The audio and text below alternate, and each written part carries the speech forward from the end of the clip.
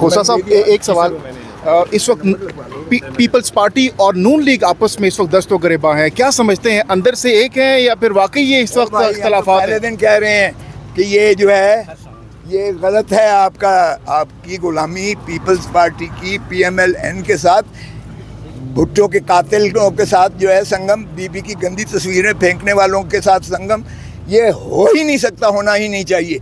हम तो पहले दिन से ये कह रहे थे और मैंने बबांग दोहल ओपनली कहा था मीटिंग में भी और जरदारी साहब को भी कि बिलावल को इसका वजीर मत बनाना शहबाज शरीफ का, क्योंकि ये आवाम पीपल्स पार्टी नहीं है इसको तस्लीम करेगी। लेकिन कुछ लोग अभी भी कह रहे हैं कि आपस में एक है, बाहर से आवाम को बेवकूफ़ बना रहे हैं। ये झूठ बोल रहे हैं, ये गलत है। ये खुद बिलावल ने कह दिया कि नवाज शरीफ पर जब मुसीबत पड़ती है ये पाँव पकड़ लेता है और जब उससे बाहर निकलता है इसका हाथ गर्दन पे होता है। तो इसके बाद कुछ रह गया।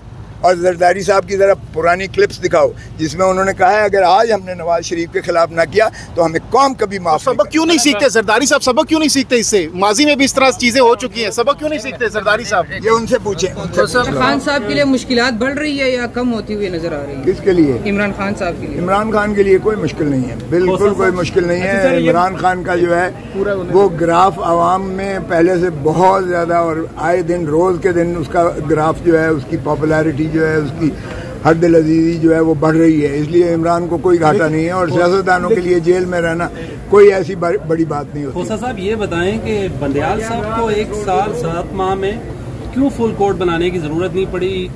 काजी फायज ईसा साहब ने तो पहले दिन आकर एंट्री कर दी। सर समझते हैं कि डिवीजन पैदा किया बंदयाल साहब ने जजेस में?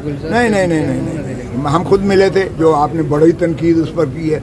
हमने खुद कहा था बंदयाल साहब को कि जी फुल कोर्ट बिठाइएगा। उन्होंने कहा बिल्कुल ठीक है, कुछ जज नहीं है लेकिन जो मुयस्सर हैं हम बिठाएंगे।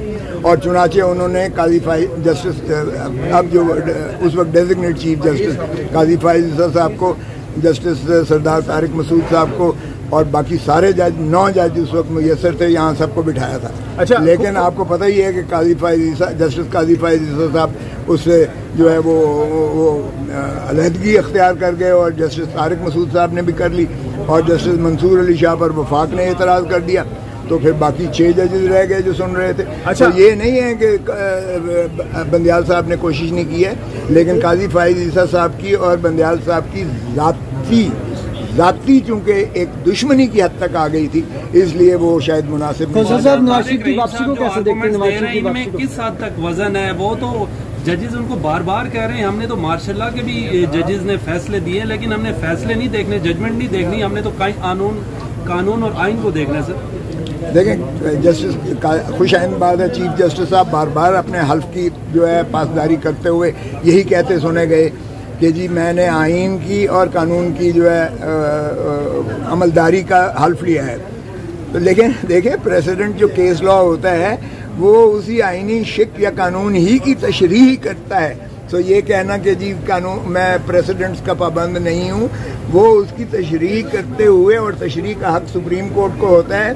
सुप्रीम कोर्ट का चाहे मौजूदा चीफ जस्टिस हो चाहे साबका चीफ जस्टिस हो, वो सुप्रीम कोर्ट ही होती है और उसकी नज़ीर को उतना ही मोहतरम और मुकद्दम मुतसबर होता है। अच्छा, अब ये काजी फाइज ईसा साहब चीफ जस्टिस साहब के ये ऑब्जर्वेशन थी। अभी 14 जज और भी बैठे हुए हैं उनके साथ। रशीद साहब को गिरफ्तार कर लिए, इस हवाले से क्या कहेंगे? गुज़श्ता उनको गिरफ्तार किया गया है, इस हवाले से क्या कहेंगे? शेख रशीद अहमद साहब का वज़ीर दाखिला। अच्छा देखिए, मैं तो सियासी वैसे ही कारकुनों के गिरफ्तारी के खिलाफ हूँ। अब अगर आप इस तरह से गिरफ्तारियाँ करके, अब चौधरी परवेज़ इलाही को मेरे सामने गिरफ्तार किया गया, अदालत की हुक्म की तज़हीक करते हुए किया गया और उनको उठाकर जिस तरह से किया गया। अब शेख रशीद भी क्या है, और शर्मनाक बात है कि यानी हमारे साबका वज़ीर ख़ारजा शाह महमूद कुरैशी को हथकड़ियाँ लगाई हुई दिखाई गई। यार शर्म आनी चाहिए, हथकड़ियाँ लगाते हुए दिखाई गई। मैं इन गिरफ्तारियों की मजम्मत करता हूँ, शिद्दत से मजम्मत करता हूँ। इस तरह की रवायात न डालें कि कल को आने वाले आपको जो है फिर अंदर कर दें। जनरल फैज साहब के कहने पर सदारती रेफरेंस भेजा, काजी फायद ईसा की बीवी को 2 साल लाठी पर चल के आना पड़ा। समझते हैं कि इमरान खान साहब की ये गलती थी, जनरल फैज के कहने पर उनको ये कुछ नहीं करना चाहिए था और सदर पाकिस्तान को भी नहीं करना चाहिए था।